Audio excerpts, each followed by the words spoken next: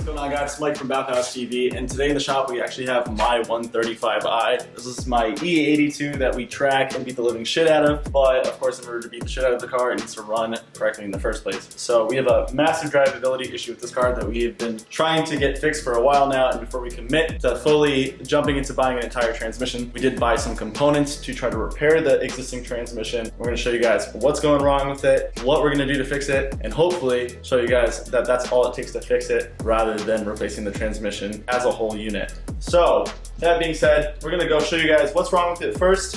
We're gonna come back in the shop, show you guys the parts, and then we're gonna start getting into the job. Let's get to it. So literally just pulling it out of the shop, we did get a transmission light, and that's because we put it in reverse and I let it sit for too long. So that is the overwhelming issue that has gotten me into some trouble recently with just like pulling in and out of stores that are on the main roads, or just pulling it out of driveways, or whatever the case may be. Just reverse, if I don't give RPM immediately to, will kind of like jump into neutral, and I can only have 2 instances before it throws this light, and then the car needs to be turned off and started back up. The cool part about it happening now is we'll be able to scan it because there's definitely going to be a code. So let's go see what's going on with it. My assumption as of right now is that the Mechatronics sleeve, it's like a square connected to a rectangle, big rubber gasket that your valve body kind of presses up against your clutch housing of the automatic transmission. I'm pretty sure that that is kind of like overheated and dry rotted to the point it probably cracked, and I'm lacking hydraulic pressure, because what seems like to me by driving it is if I give it more gas, I'm supplying more hydraulic pressure and it kind of can overcome it and drive normally. But if it's just sitting at idle, the hydraulic pressure going through the system is low, and then it is leaking on top of being low, and then that's why it throws the code. Again, that's just my idea from being inside the car while it happens and kind of feeling things out. So what we did do is go ahead and buy an entire Mechatronics sleeve kit. We also bought every single solenoid for the valve body itself. So while the valve body's out, we're just gonna shotgun everything. We did already do a transmission service on this car a little bit ago, but we do beat the absolute shit out of this car. I take it to Lime Rock and track it, and actually since one day on the track, it hasn't been right. So I'm thinking that it could be repaired. If not, whatever, we'll throw a transmission at it, move all our new guts to that transmission, and you know, no harm, no foul. But we're gonna try to fix it. It's gonna make for good content while we're here, so let's get into it. I'm gonna go scan it. We're gonna see what's going up with that transmission. It did also throw a transmission code today after I was running it really hard. You know, it's stage 2 MHD, stage 2 plus, so it is a little rowdy, and I was driving it a little enthusiastically, and then I got to a light that was kind of on a downhill, and it was in drive, and it threw a trans light, and then I got limp mode. So I just went with MHD and cleared it, but MHD doesn't really show trans codes too well, so I didn't get a code. So unfortunately I did have to clear that code out, but now I gotta check engine light, but that's just for fuel leak,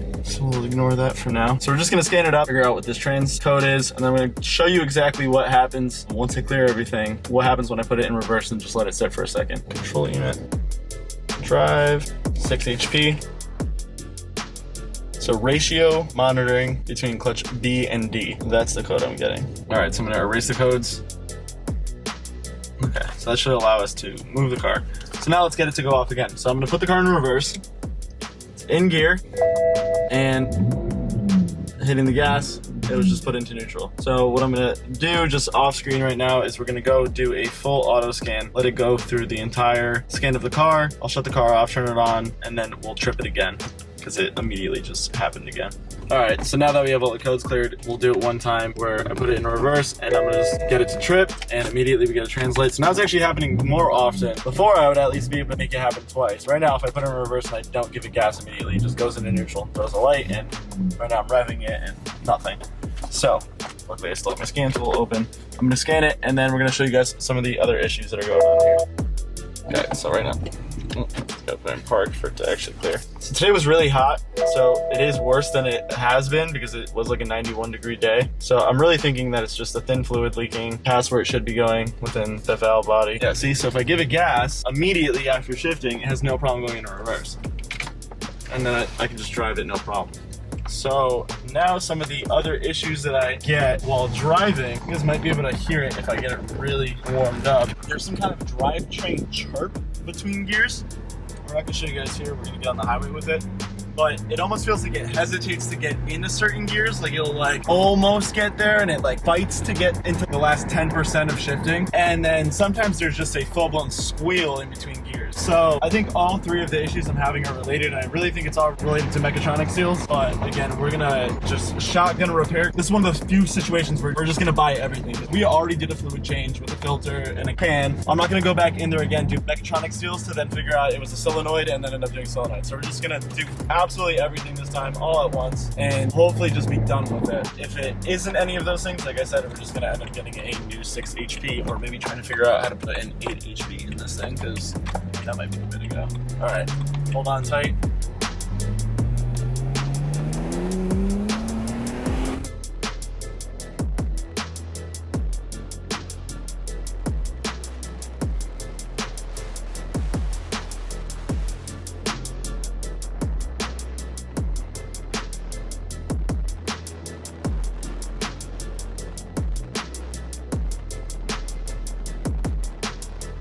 All right, so now we're on an incline. It's a little bit cooler now, so the trans fluid is, I think, a little thicker and it's not happening as much. So again, when it was 91 degrees today, I was having all sorts of problems. Now it's a little cooler and it's kind of like some boost weather going on and the car's running great. So we're gonna go uphill. I'm gonna give it full throttle in sport mode and hopefully you guys will be able to hear some of those chirps and groans that I hear on the inside of the chassis with the windows closed right now.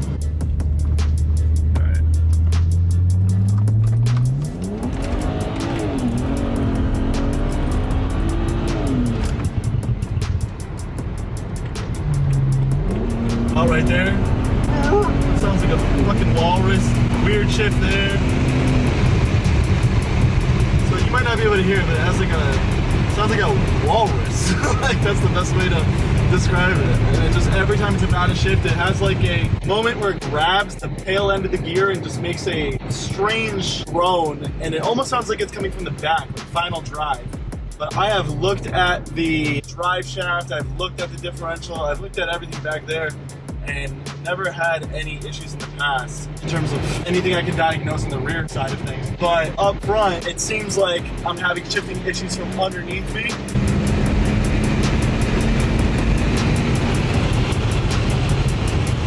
But then it just drives perfectly fine after. So I'm sure I have some type of hydraulic issue. And we're gonna get back to the shop now and try to solve it. All right, so now that we're back in the shop, this is everything that we're going to use to try to remedy our issues within this transmission. So this is a ZF HP6, and in this situation, we're gonna use the pan with the built-in filter and gasket. Also, one thing to make note of is that it does have a drain plug built in, so we're only gonna need to buy a new fill plug. With that, we have 7 liters of fluid. Normally, I'd recommend to use the ZF fluid and only the ZF fluid, but for some reason, some of our vendors right now are not carrying it. I think they're having some bottling issues. So this is actually the exact same spec fluid made by Pentosin. It's completely the same fluid. It's just not in the ZF bottle. So although I kind of would prefer not to do this in this situation, we can, and there's nothing wrong with doing it. I'm just a little crazy and neurotic and want it the right way, but this is totally safe to use. So I wouldn't recommend using anything other than this if you don't have the option to buy the ZF fluid, but that's gonna be the ZF HP6 fluid. And again, this is the Pentosin ATF6. Other than that, we have our pan bolts. Always replace these. I'll show you guys how to torque those up at the end. Here's our fill plug, comes with the built-in gasket. These are our Mechatronics sleeves that we're gonna be pulling out of the transmission itself. There's 4 of them, 3 different styles, 4 total. This is also part of the Mechatronics system. It's actually the plug itself. So we're gonna be removing this and putting that back in as well. Show you how to do that.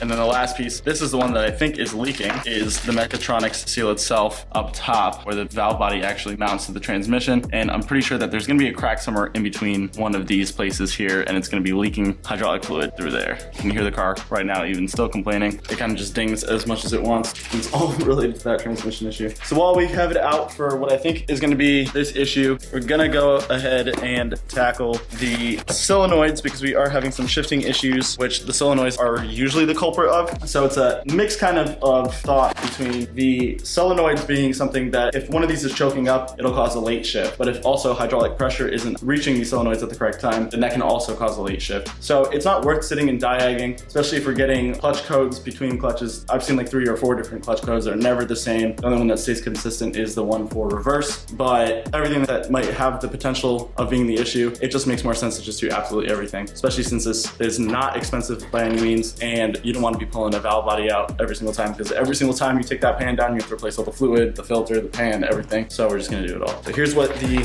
solenoids look like. They're just gonna come off the valve body. We'll show you guys how to do those. They come lubricated. These come with torque specs and a how-to, and this is genuine ZF stuff. Comes in a ZF box. Everything here should be genuine ZF, just in our case, the fluid is not available currently. All right, before you do anything on this transmission, the first thing you're gonna wanna do is break open the fill plug. If you don't break the fill plug open and you drain all the oil out, and then for some reason you can't figure out how to open the fill plug, then you're gonna be stuck with a transmission that has no way to get fluid in it. So before you do anything, take an 8mm, the fill plug on the driver's side, rear of this transmission. I'll use a bar and crack it free.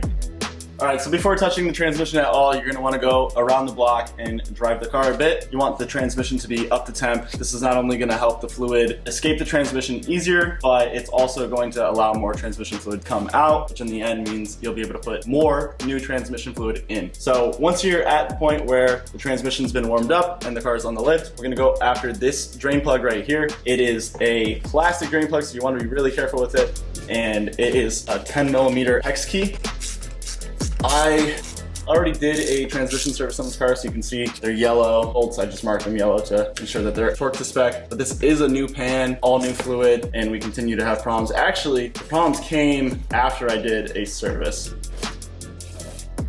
We're gonna get some of this newer fluid out. We're gonna collect a little bit of it as well, which I'm gonna do right now. All right, so once it gets to a slow drip like this, we can start removing the bolts. What we're gonna do is remove all of the outside bolts except for one in the front and one in the rear. T40.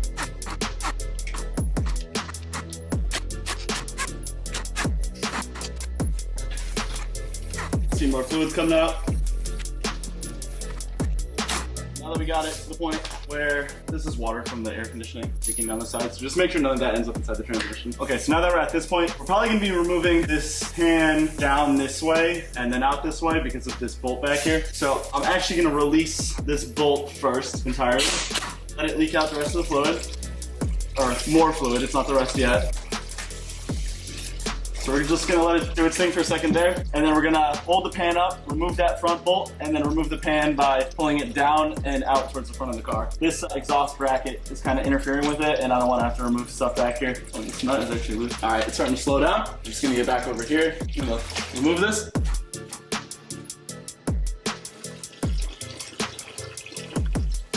All right, so let it sit for a second, leak out all the fluid. Once it slows down, then we're actually gonna pop it out of the transmission entirely. All right, so like right around there. I'm just gonna pull down, dump the rest of the fluid out, and then start checking things out, which it doesn't look like there's too much wear. So what I like to do is actually put the pan underneath the transmission where it normally sits and just let things leak down onto the pan like that. All right, so this is the valve body of the transmission right here, and these are the solenoids that we're gonna be replacing. So the first thing that you wanna do is take this white connector tab, and we're gonna pinch this piece right here and pull down, and just be very careful with it. You don't wanna break it because you're gonna have to replace the entire Mechatronics unit if you do. So what that just did is it released the seal for the plug connector that's above the transmission. It's gonna be difficult to show you guys how to remove that, but it's pretty straightforward if you are familiar with them. So one more thing that's very important to note is over here, there's this arm that goes into the center of these two pieces here. So this is actually your gear selector. When you put it in the gear, this is what's actually shifting in and out. And when you go and put this valve body back in, you wanna make sure that the gear selector is in the exact same place in between these two pieces. Otherwise, if it's on the inside or outside, you're gonna put the whole thing back together and it's not gonna shift. So pay a lot of attention to that. I'm gonna have Justin go over there and zoom in and show you guys what that arm looks like. All right, so directly above where you pulled that white tab to remove the connector, there's going to be a circular screw that we're going to turn counterclockwise. So just grab that tab, push counterclockwise until it releases, like that. I'm gonna put my hand above it. We're gonna guide out the plug. That's the plug literally itself. And then now we're gonna remove the connector, which is the sealed Mechatronics part. And normally you just take a screwdriver and kind of pop these out. Might require some wiggling, like grabbing it up top. And this is what this is physically holding into place. You can see it moving as you kind of wiggle things. A little difficult with this bar here, so I might take some pliers and actually pull it out. Okay, that works a lot better. So get that plug out of there, you go the back way. All right, and that's the plug. And you can see those seals are not ecstatic. So you can see these are the seals. There's one there, and one there, covered in gunk. So definitely worth replacing while we're here. All right, so now we're gonna remove the valve body. And if you look at this valve body, you'll see there's 2 different style bolts. We're gonna remove all of the larger, thicker T40s. So on this one, I think there's like 11 or 12. So we're gonna start with some of the outside ones, and then we're gonna finish up with some of the inside ones. So here we have 2 inside ones that are clearly T40s. So we're gonna leave these 2 for last. Okay, I'm just gonna put them down on a rag underneath that frame in kind of the order I remove them. I just like to put them back exactly where they came from. They all should be the same, but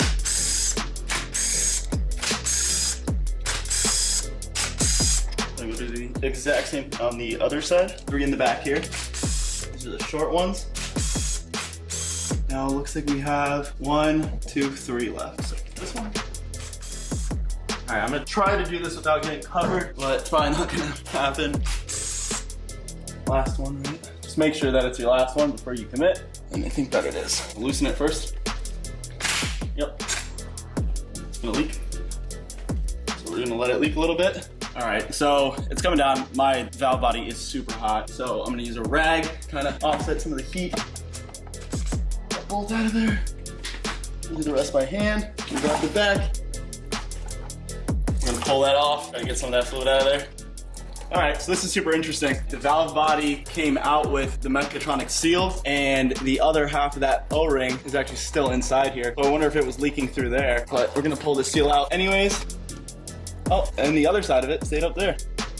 Let's go inspect everything outside. All right, so when we pulled the valve body out, I noticed that this seal was sitting here, which is really weird. I never pull them with just the seals left behind. So on the opposite side, when we went to go pull the other side of the seal out, it came out. And what we noticed immediately is a massive crack going down a large portion across both sides. So what I was diagnosing earlier in the car, saying that the car was jumping out of gear and it felt like it was a hydraulic issue, this is what I was talking about. So basically the pressure builds up, and when it needs to go to a certain place, if I am supplying gas and making everything move fast, there's enough torque and hydraulic pressure to move enough fluid through. But when the car is just sitting at idle and I put it into gear, the pressure is not high enough because it's all leaking through this broken seal, and that's what's causing the car to go into limp mode. So this piece right here is what was broken. We're still gonna go ahead and fix everything, because if this was broken, who knows what other damage was done. We're gonna try to salvage it once and for all. All right, so on the top, you can see the imprints from the other 4 seals. You can see that there's some clear markings that the seals are failing there from fluid getting out. So we're gonna go back into the transmission itself and replace those 4 seals. Be very clean when working on a valve body. Literally any piece of debris can cause catastrophic issues. So if you have better rags than microfiber, I'd recommend not using microfiber, but we're just gonna kind of dab and work around it that way. I'm gonna be very thorough and clean about this. Don't use paper towels, use shop rags or specific rags for working on the engine internals and stuff, but you can see already right there, the microfiber drop a piece, and that can be a big deal. So we're just gonna make sure everything is spotless. Moving on over here, this is that piece I was talking about with the gear selector, where it needs to be in the right position, because this thing actually moves, and you have the ability to move it in and out and do all sorts of things while this is out. So it has to be back in that position when you go to put this whole thing back together. This is the seal that stayed behind, so we just pull that off. I'm gonna get this thing a little cleaned up, get some of the fluid out of here so it's not making such a mess, and then we'll get right back to you guys. Okay, so be prepared for this to be really hot and really messy. We just took it for that long drive and got immediately into it. So ours is probably gonna be a little bit hotter than yours if you just went across the block. You can see all that fluid leaking out. You can see this is really thin fluid, so that big crack, we probably lost a lot of fluid, and that was causing our major shifting issue. All right, so now we're gonna focus on removing the Mechatronics plate back here, along with all these solenoids, because we are gonna replace the solenoids while we're here. So let's get into that next. Now underneath, we're gonna remove 6 of these T27s. So we're gonna start with this one. Directly to the right of it, next to this hole, we have our second one we're gonna remove. Take these out by hand. Should all be the same length, but be careful that you're pulling the correct ones out. Next, we're gonna remove this one down here. Be very careful with the plastic in this transmission. It's gonna be very dry rotted and old, and especially if you run your car hot, if you have XHP or anything like that, these are gonna be very brittle. Like I said, if you break anything, you're gonna have to replace most likely the whole piece. Okay, get those 2 out, and they all are the same so far. Okay, last 2 are the ones down here. Okay, flip this thing back over. Now it's held in on these dowels. So you just gotta kind of give it a wiggle, lift. Make sure you're lifting evenly. All right, so So this is our Mechatronics electronic unit. So this is pretty much all the wiring for the car, or for the transmission. See all the little connectors of where it actually connects into those solenoids. So those are your solenoid connection points. And put that aside. Now, flip this up, like so. Just to show you guys quickly, what we're gonna be removing next is gonna be this plate right here, where we have the remainder of the T27s, and it's gonna allow us to remove these solenoids. All right, so these are T27s as well.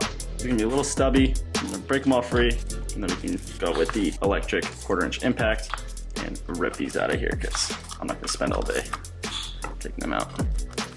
So you can see there's 3 colors here. There's a yellow, a orange, and a green. And it doesn't really matter which one goes where in terms of like which green goes where. That's just the color coding for the solenoid. So a green has to go back in the spot for a green. Yellow has to go back in the spot for a yellow. Orange, whatever this is. Brown has to go back in the spot of whatever color this is. But this one can be interchanged with this one, and this one can be interchanged. These don't matter where. So it's not that specific. It's just put the color in the right spot.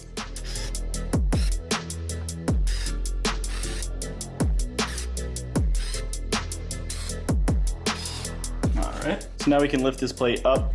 You can see it's got these little teeth that hold it in place, and that's what keeps these solenoids in their spot. So I'm gonna put this down on the side, and the direction this goes on is with the teeth kind of coming out towards you, and this weird notch is gonna be on the right. So I'm gonna go grab the solenoids. We're gonna replace them one by one just so we don't pull them all out and then have a horror story where they end up mismatched or something. So always do stuff like this one by one, and you'll be all right. All right, so we're gonna do our yellow shift solenoids first. I'm gonna cut bag open, and just because we might wanna hold on to the old solenoids, I'm gonna do them one by one, take one out, put one in, and vice versa. Look at the difference in the color.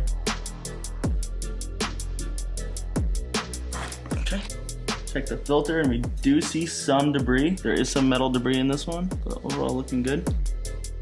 Put that back in here. Whatever, I'll deal with it after. Get our new one. Already got some fluid on it. Pop it back into place.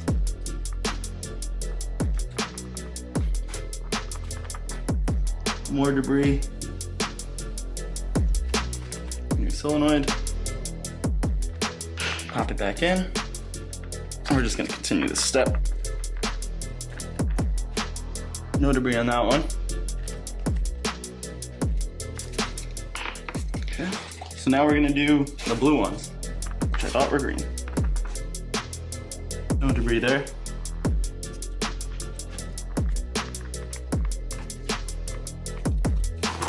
I really want to avoid using tools on the valve body, which is why I'm kind of struggling a little bit, fighting these to get out.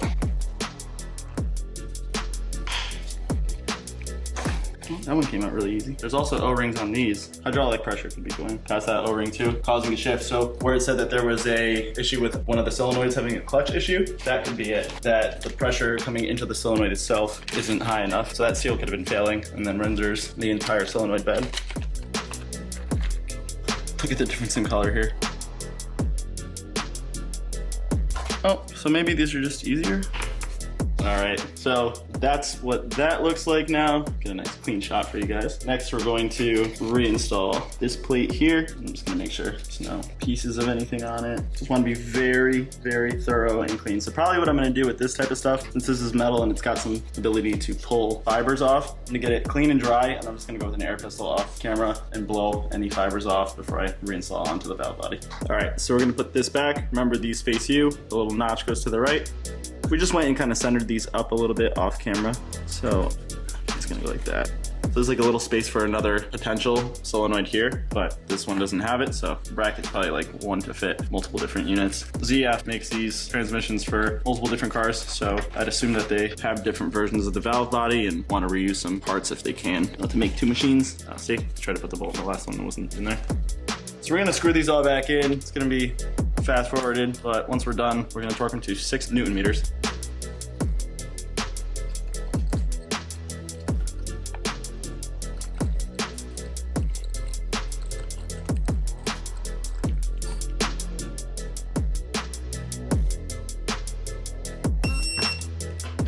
Snap-on torque wrench starts at 6.8, so we're gonna over torque these just slightly, but after the way the first one felt, I'm not too concerned. It feels nice and tight, but not over torqued, even though they are. All torque wrenches have a tolerance of about 1 Newton meter, or let's say 10%. You can be within 10% of whatever your spec is, and you shouldn't do any damage to anything.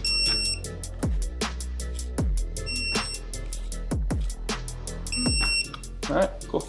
All right, so now we're gonna put the hydraulic module back onto the valve body. So we're gonna flip it back over like this. You can see now, here we have our connections. Now would be a good time to really do a detailed cleaning because you're gonna be putting this back on. And what I like to do is just dab it as clean and dry as possible. And then just go really inspect one time, make sure you have no large debris, no dust, nothing that you can see hanging around on this thing before you go put it back up.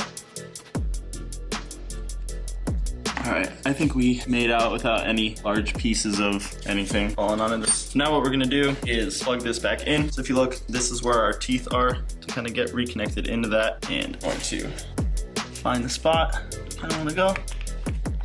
Should be right there.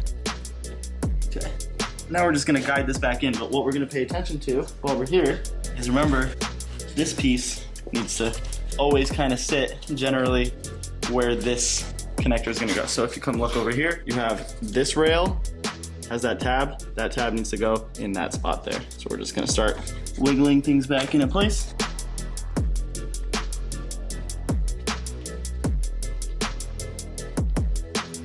And you can see, I did not get it in the right spot. Pull it back out, just gotta wiggle this back up. All right, and again, pay attention right here on the inside.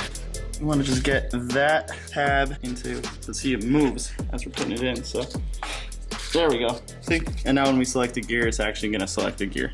That piece in this. See how that they move together now? Before I had it on the outside and the car won't shift and you might break this whole hydraulic unit. So now that we verified that this is in properly, you can see all of our solenoids are plugged in. We're gonna go grab our 6 bolts and reinstall them. These are going to be torqued down to 6 Newton meters as well. All right, here's a better shot of that little tab that needs to be lined up properly. So we can push that from back here just to show you guys. See how this all slides together? If this is in or out, you're not gonna be shifting and you're gonna be taking this whole thing apart and you're doing all new fluid and it's gonna be a nightmare. So really don't fuck that up. All right, so now we're gonna put our bolts back in. So it's 1, 2, 3, 4, and over here we have 5 and 6. So now we're gonna tighten them up, torque them to 6 Newton meters. Gonna just lightly get these in. Not big into using impact drivers, but yeah, be really easy on it. Honestly, if we weren't filming on it, I probably would be doing it by hand, but just to expedite it, I'm gonna do that. Get these just wrist tight before you go with a torque wrench on it. Some people say that you shouldn't really tighten with the torque wrench, and I can see why, mostly just annoying, but there's some theories that I guess it screws with the torque wrench or something. I don't know if that's entirely true. Sometimes I do it, sometimes I don't. I kind of just use it how I use it whenever I'm using it. No rhyme or reason to it. 6 Newton meters, again, I'm gonna do 6.8 in my scenario because I only have a 3/8 torque wrench. Yep, feels good. Okay. And I'm being uniform, even though I can see when it says 6, I'm just gonna let it go to 6.8.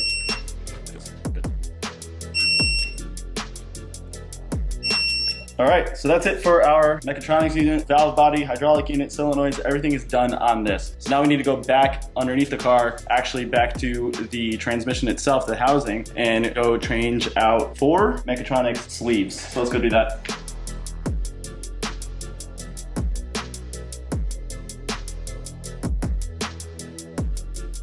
All right, so we're back underneath the car, and this is actually the transmission clutch housing. So these all up here are actually the clutches and where they get oil from. So looking around here, everything actually looks nice and clean, so I think we got away with there being any major damage. So what we're gonna do is just remove these last 4 Mechatronic sleeves here, and what I like to do is just get a hook pick, kind of dig into the sleeve, and get above it even, and then pull it down, and I can feel this one really soft. So this one looks to be either the large or medium sized one, but we're gonna pull them out in order, lay them out, and then put them back in the same order. So that's the first one. Try not to mar up the housing and the transmission at all with the pick, so make sure if you're putting any tools up here, you only are tooling the rubber, not the metal at all. Let's see, just be patient with them, walk them out. This one's coming out in pieces, which is a good thing that we're replacing them. At this point, I'm getting it out enough. Oh, yeah, falling apart. Here we go. Second one, looks to be a small one. So there's actually large, medium, small, and this one should be small too. So I'm gonna grab our new sleeves and just put them back up in the same order that we remove them. So the two small ones on the end go first. If we do it opposite of the way we removed them, grab it, pop it back in, like so. Open side is gonna go on the bottom. So this is gonna seal against the valve body, allow fluid in, and that's why you have that slot there. Put the slots in the direction of where they're bored out. Don't screw that up. You have some shifting issues if you do. Now I'm gonna move on to the medium sized one. So that guy back up in place, and then the large one, or long rather than large. So now that those are in, we have the large seal that goes there. And this one can be a bit of a pain sometimes. Sometimes it stays up, sometimes it falls. So we're just gonna see how it feels real quick before I commit to doing anything with it permanently. But it should kind of just hang out up here. And this is the one that failed on us. Yeah, you know what? Should be good. So what I'm gonna do quickly, take it out. I'm gonna lubricate it with some Solenoid right on the seals on both sides. All right, you can just use the transmission fluid that's inside here. And just get it all up on all these guys just so you have a nice seal. And then once you're done, you can put this back up like so. And now we're gonna go grab our valve body and put it back up into the transmission. All right, so we're ready to put the valve body back up. One thing we're gonna pay attention to is remember to put this little shift selector lever back on the other side of the one that we already did. Be careful, like I have water dripping here from the air conditioning. You don't want any of that going in the valve body, so just pick it up and put it up from this side. So we're gonna lift it up, and again, line up that gear selector first before doing anything else. Like that. All right, pretty heavy, so you'll be all right. Start threading in some bolts. Only takes one to hold it, but still be nice to it. Give it some assistance. This part you're gonna get dripped on. There's really no way around it. Here you can see our gear selector lever did end up in the proper place. So when you take the hydraulic unit off, that has to be on one side, and then when you put the valve body back into the transmission, this one needs to be on this side. If both of those aren't in the proper location, you're not gonna shift. You'll be stuck in park. Park forever, baby. Park forever. Driveway bandits. Water, hot, and fluid. We need 3 showers tonight. So now we're gonna start back over here, putting these guys back in. Make sure that guy is still in the right place, which it is. All right, you're gonna be fighting those rubber seals that we put in. So what we're gonna do is just lightly, with a 1/4 inch gun, we're gonna let it chuck out. That was 1, 2, 3, 4, 5, 6, 7, 8, 9, 10 of those, and you got 3 in the back, so 13. Okay, all of those go to 8 Newton meters. See this one backed off. I got the other ones on. But it's always good to double check the torques. Just do this one by hand.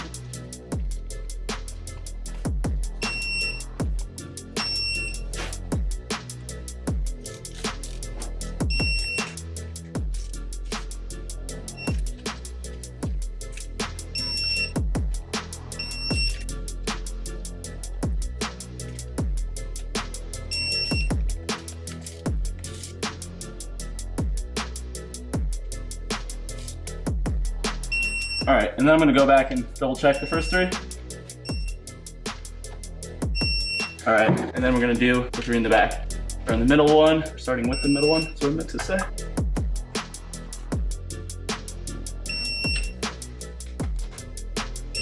All right, so that's it. We are back together. We have to go back and put our Mechatronics adapter in the rear. We're gonna show you guys how to do that next. Plug it all back in, and then we can go back up into the car and do a normal fill procedure. But the only thing that we're gonna do different in this situation is actually reset all the adaptations for the transmission entirely. Since there's new solenoids, we want them to relearn. And the car might drive a little funky at first. It might take some time for the transmission to kind of come back to a familiar driving style that you might have had prior to having some issues. But overall, what it's gonna do is relearn your driving style. It's gonna relearn its capabilities, kind of like the bandwidth of what the solenoids are capable of. It's gotta relearn that it has new fluid. There's a bunch of stuff that has to go on with the knowledge in this transmission, and it's not gonna be instant. Definitely not gonna give us the issues we were having before where it doesn't shift correctly, so we're gonna fix those things right away, but it just might not feel like your transmission immediately. So bear with it. After resetting those adaptations, it might take a bit, up to a couple weeks even, depending how much you drive it. So that being said, let's get this plugged plug back in, put the pan on, torque all the bolts around, put some fluid in it, and move on. All right, so off camera, we just went and removed the entire valve body and retorqued it and had to reinstall it. And the reason for that is when I went to go put in the plug adapter for the hydraulic unit, I noticed that there was a ton of dielectric grease that they use as lubricant on these seals to put this in last time. So some bozo was working on this. Don't do that. Don't put dielectric grease into the transmission. You don't want to invite anything forward into this thing. So what you want to do is lubricate these O-rings with transmission fluid. If it's hard putting it in, you're putting it in wrong, or you're just not applying enough force. There's 3 O-rings that need to be pushed on, and there's a notch inside of this plug. That notch has to be facing straight down, and that's where it plugs into the hydraulic unit itself. So we'll show you. So it's gonna go installed just like this. And we're gonna pick it up, go over the top, verify that we have it where we need it.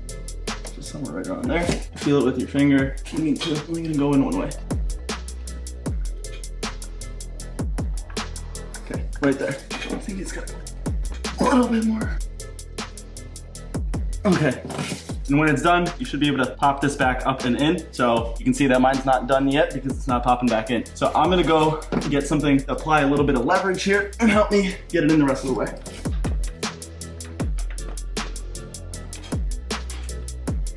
So like right about there, goes into place. And then we're gonna take our connector, put it right back down, get it into place where it kind of starts to connect. And then you wanna pull down until it clicks on that tab. So now we're fully connected, resealed, and ready to go up there. Make sure that this is in properly. Everything's done. So now that we're at this point, what we're gonna do is just clean up the surface of our pan. I just do this with a rag. You don't wanna go too crazy with it. Just make sure it's clean and you're gonna seal nicely. By now you should have the majority of trans fluid kind of gone, not giving you any problems. We're gonna grab our new pan. Even though our old pan is technically new, I only did this transmission fluid service and pan service maybe 6,000 miles ago, nothing too crazy. Since we had some issues in the transmission, we're just gonna go ahead and replace absolutely everything. We're gonna lubricate the O-ring, our filter. I'm just gonna blow out the pan, make sure it's nice and clean before we put it up. You do have a filter that's gonna catch stuff, but still, just better safe than sorry. You're gonna put the neck into the hole back there, kind of pop it in with your wrist, and then we're gonna replace all the hardware as well. Just gonna start plopping them in. At this point, I think I'm gonna take my gloves off, just being more annoying than helpful. You should be clean now.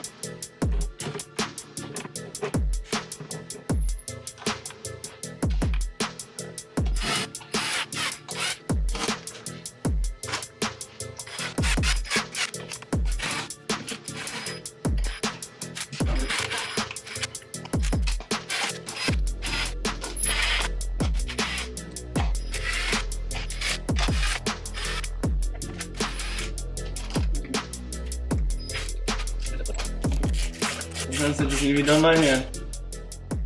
All right, so now we're gonna torque them in order from 1 to 24. And there is an exact torque sequence. They go to 10 Newton meters. And we're gonna do the exact sequence. So pretty much it'd start in the middle and then just box out or crisscross and you should be all right. But you can look up the exact torque sequence. I don't know if we're allowed to show, the schematic that ZF owns the rights to. So just Google it, you can find it easy. So we're gonna start beyond here.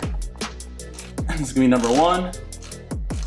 You can see the center point because there's like a crack or like a molded line going down the center. Closer to the front is your first one. Just gonna go with the Sharpie, mark that it's done. Straight across from that is number 2.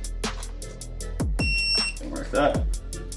3, going forward towards the rear. Forward from 1.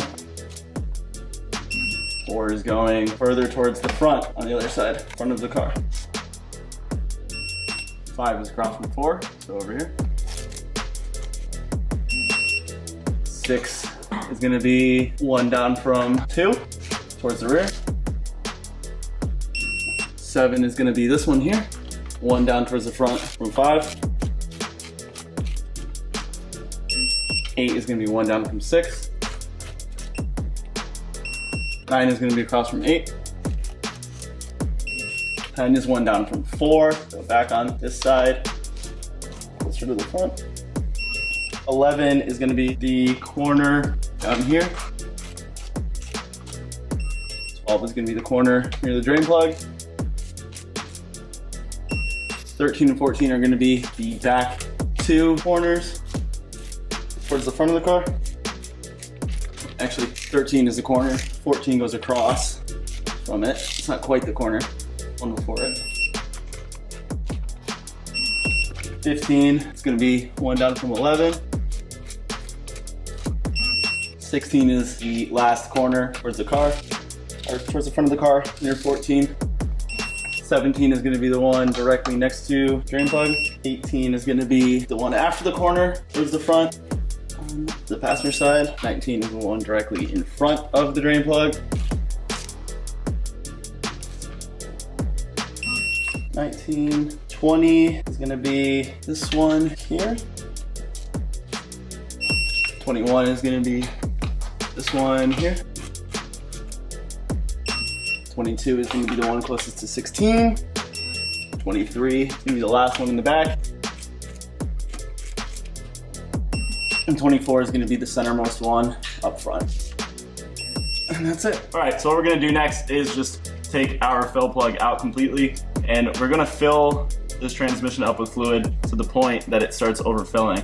When it starts to overfill, you can close it up, go back inside the car, put it through some gears, and then bring it back down with the car running. Take the plug out. Never take this plug back out with the car not running. It's gonna dump all the fluid. Ask me how I know. So make sure the car's running, put it through all the gears, come back under here, and within the temperature spec, we're gonna fill this up fully and hopefully be done with this for today. All right, so we are filling up the fluid into our fluid transfer pump currently. We're just gonna lift it up and start filling. So we do have our drain pan underneath to start catching it for when it does overflow. But for now, we're probably gonna pump like 2 or 3 full pump loads into there.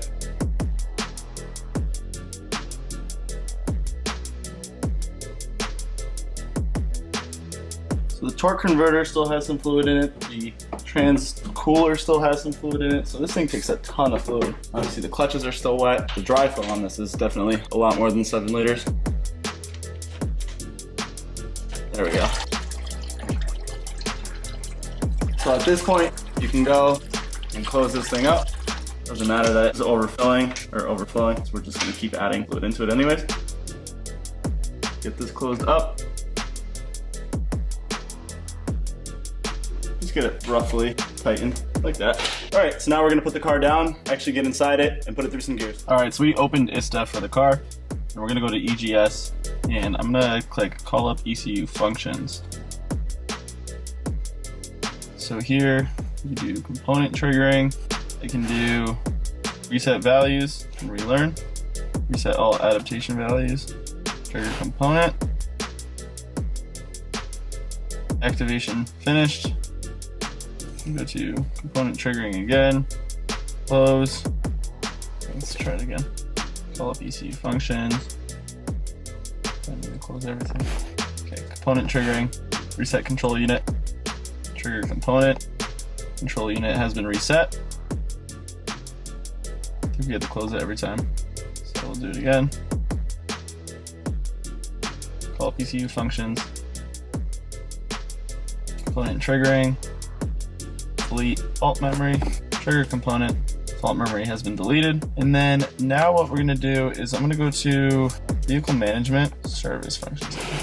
So powertrain, transmission control, adjustment. We'll do display and reset adaptation values. So it's just a different way of going about it.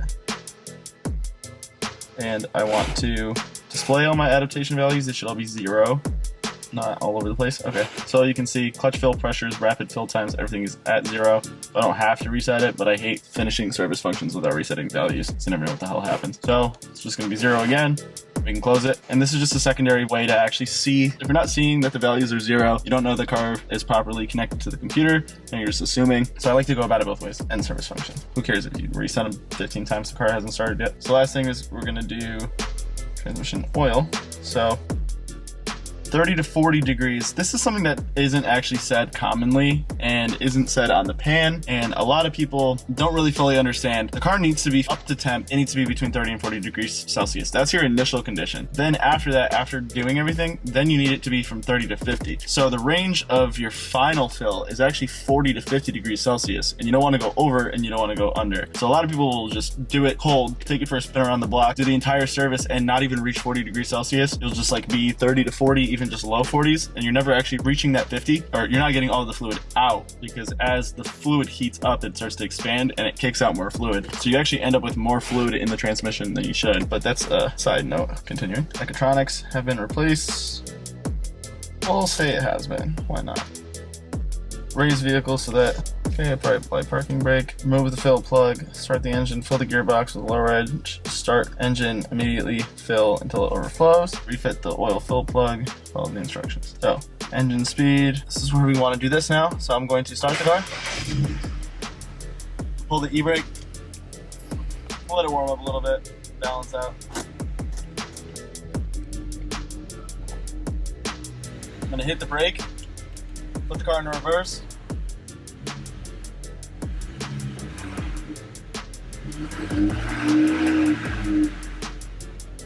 Neutral.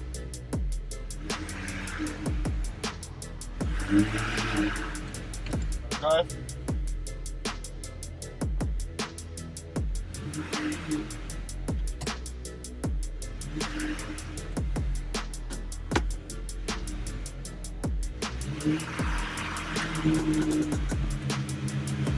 Let's do some gears.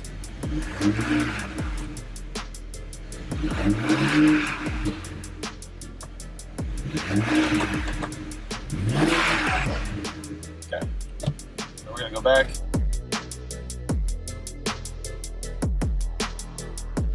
Okay, current transmission temperature is 42 degrees Celsius, so the oil temperature must be between 30 and 40. Service function can be continued automatically upon reaching a lower temperature range. So since it's at 42, what I'm going to do is I'm already in that spot where I need it to be. So 42 to 50 degrees Celsius. So I'm going to put in more fluid. We should be able to cool it down a little bit, but basically what I'm going to do is just kind of get it through this point. So let's lift the car back up. I'm going to get it to overflow, and that'll finish up right around 50 degrees Celsius.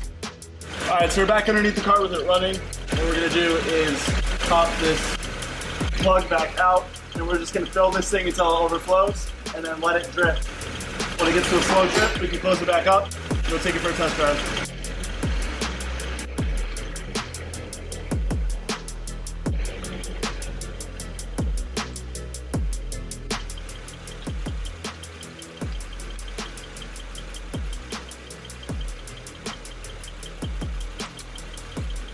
We'll stop and check it every few seconds just so we don't tremendously overfill it. So that's all we got for fluid. I need to go grab some HP6 real quick. There we go, literally just needed a little bit more. It was actually perfect the way that worked out, because now we're just going to let it leak until it gets to a slow drip, which we're very close to because we just got like a perfect amount of fluid in there. And then once it gets to that slow drip, we're just going to seal it up and it should be good. Just going to get some of this fluid for the O-ring. Alright, we can consider this a slow drip. So at this point, I'm going to tighten this back up. This is a new fill plug.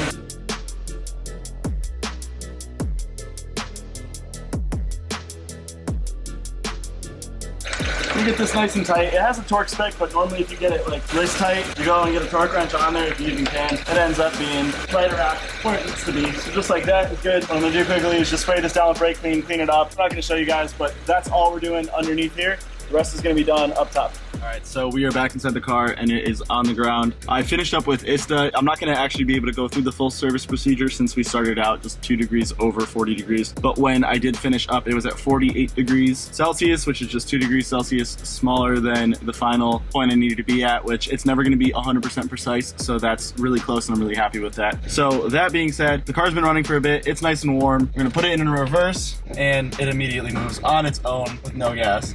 So that's amazing. The way it just snapped into that gear means it is super happy, and it's getting the correct hydraulic pressure and everything is good. So the solenoids definitely. Dude, so no gas with anything. Ready? Drive. Moving.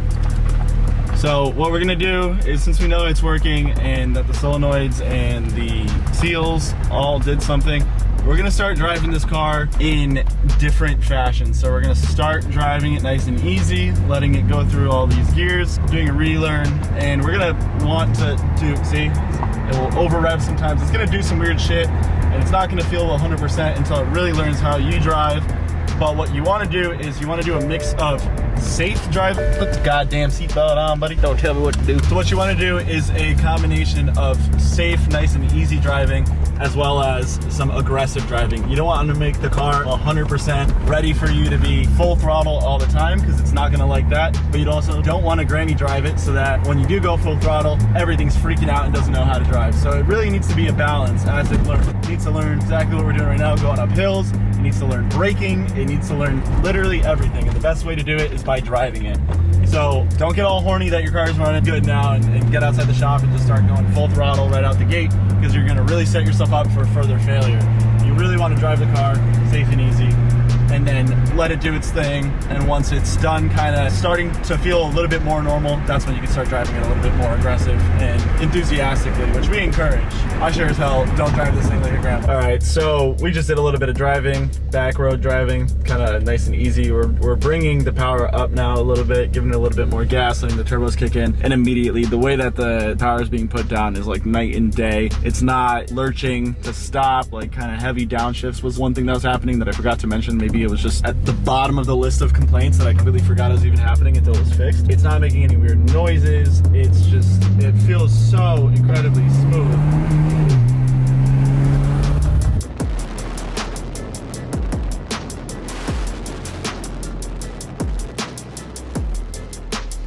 Alright, so we just drove it for a bit and I can't be happier. So I guess one more test. Let's put it in reverse and hold the brake. See what happens. So right now it would have already gone into limp mode, as you guys saw in the beginning. So allow off the brake, and it's fixed. So let's bring it inside and wrap this up.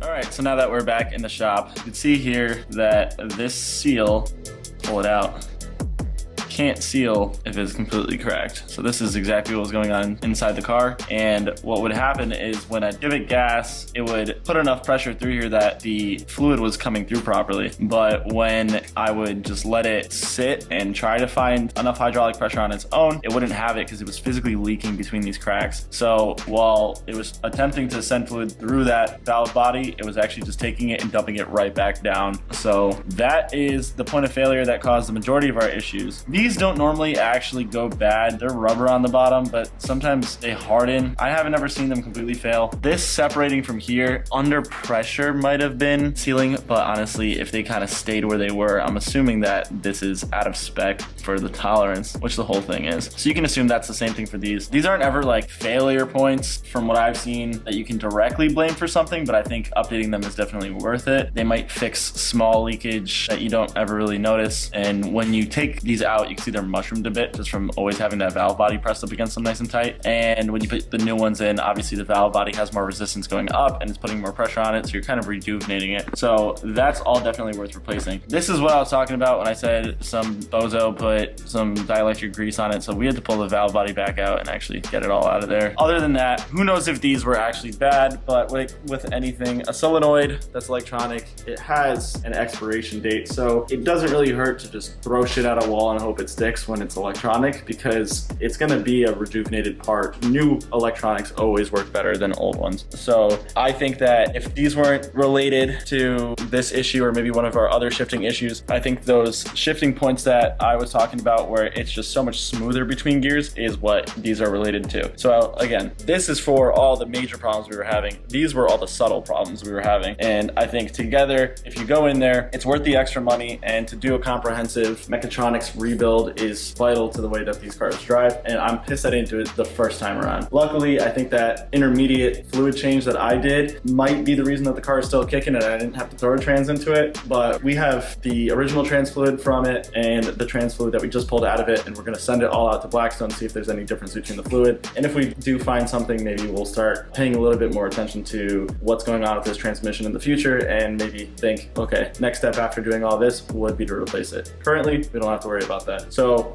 hope this video was helpful for you guys. It was absolutely helpful for me. I'm super happy as this is my car. I'm gonna go beat the shit out of it once I put my adaptation mileage on it. As always, thanks for watching BavhausTV. Check out our other videos. Thanks for watching.